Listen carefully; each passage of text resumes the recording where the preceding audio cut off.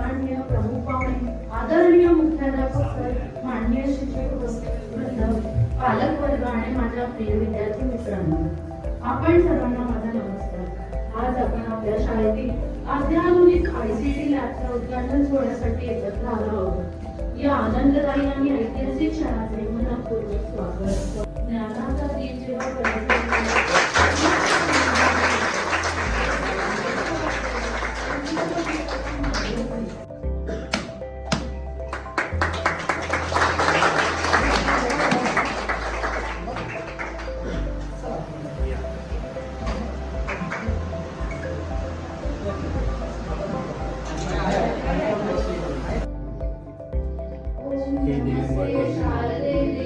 सरस्वती मुखिपदे वसत्वं मम जीवाग्रे सर्वविद्या प्रदा भव.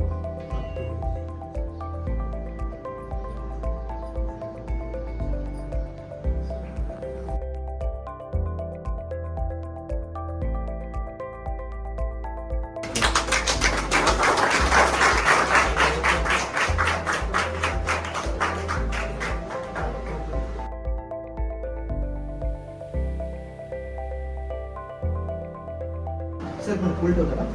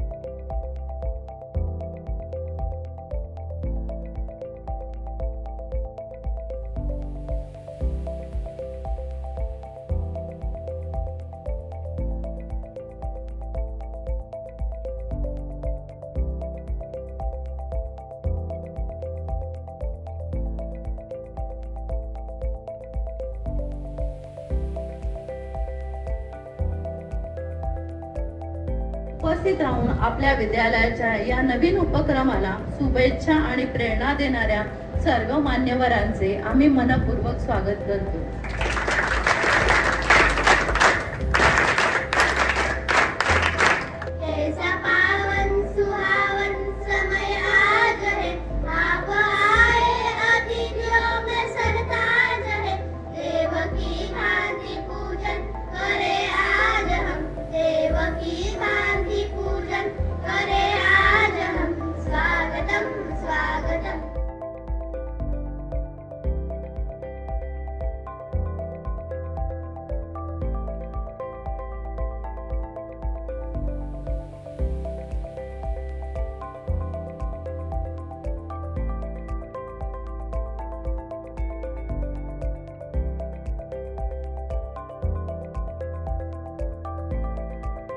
जगदीश जाधव साहेबांनी श्री गजानन लीला चॅरिटेबल ट्रस्टच्या माध्यमातून वाकडी येथे माई बाल सदन सुरू केलेले आहे आणि माई बाल सदनच्या माध्यमातून आपल्याकडं काही विद्यार्थ्यांची ऍडमिशन झालेली होती आणि त्या संदर्भामध्ये श्री गजानन लीला चॅरिटेबल ट्रस्टचे जे कार्यवाह आहेत, प्रोजेक्ट मॅनेजर आणि आमचे चांगले मित्र कुलदीप सर या ठिकाणी आलेले होते आणि त्यांनी या ठिकाणी काही आपण ऍडमिशन घेतलेली होती त्यांच्या मुलांची.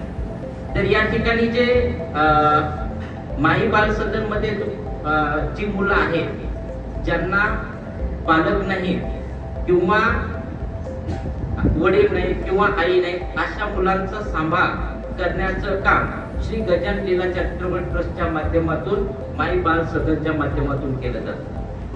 मागच्या 1 वर्षापूर्वीपासून या ठिकाणी त्यांनी वाकडी या ठिकाणी हे म्हणजे काम सुरू केलेलं आहे. यापूर्वीचं काम त्यांचं मुंबई क्षेत्रामध्ये मागच्या 30-35 वर्षापासून चालू आहे. जाधव सरांनी कुलदीप सरांकडे एक मेसेज पाठवला होता, तो म्हणजे की आपल्याला या क्षेत्रामध्ये ग्रामीण क्षेत्रामध्ये संगणक कक्ष सुरू करायचा आहे आणि त्या संगणक कक्ष चालू करण्यासाठी शाळेचा शोध जगदीश जाधव सर घेत होते. तर या वेळेला श्री आपले कुलदीप सर यांनी मला ते त्यांचं बोलून दाखवलं आणि मी त्यांना लगेच होकार दिला.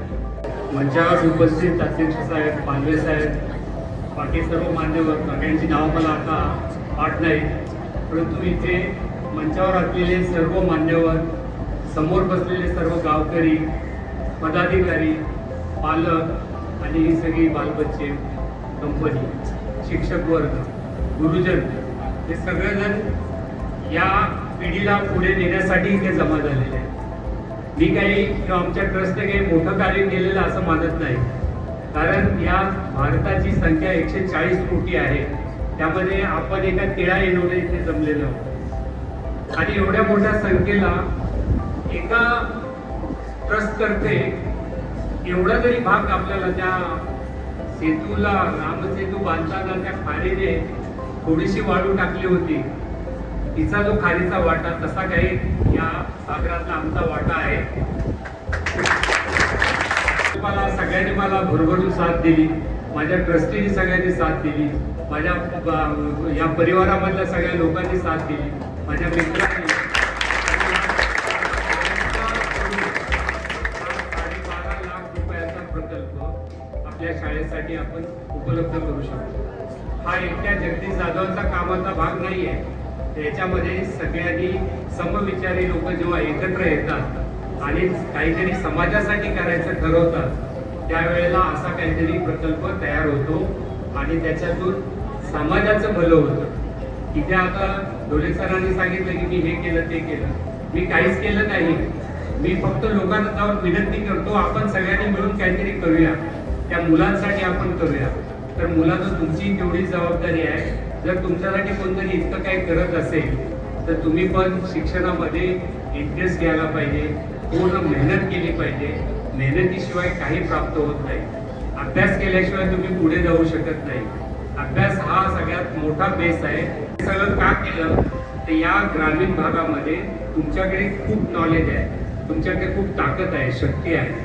हा देश जो आहे तो नागरिकांच्या या ग्रामीण भागामुळे उभा आहे.